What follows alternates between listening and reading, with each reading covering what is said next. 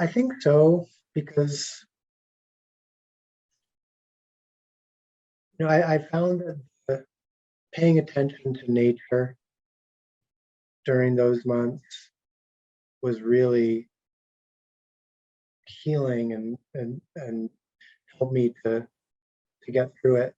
And so and then I do that in the poems. I'm constantly turning back to what's going on in the natural world that was somehow immune to suffering that was going on among us.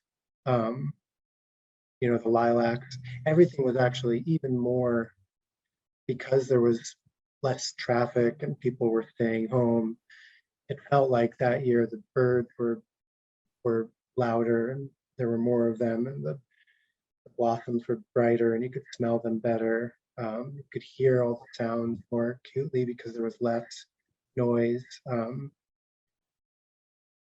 So I think I return to that again and again in the poems, just as I did in my life, because it was what was helping me through.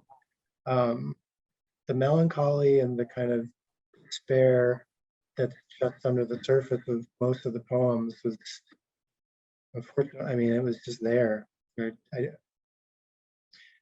I wish, especially when I do readings now, I wish there were more funny parts. I do think that humor was a part of it, and it did help me through, as it always does. And I like to use humor more in my poems, but it doesn't get into these really much at all. And I feel that a lot when I'm doing readings. It can just feel pretty heavy. It's nice to do like between poems, to do a little banter, light banter, keep the audience from, I don't know, I'm committing suicide. Yeah, but unfortunately, yeah, it is what it is. That's what I wrote, and there's not a lot of humor in it, but some.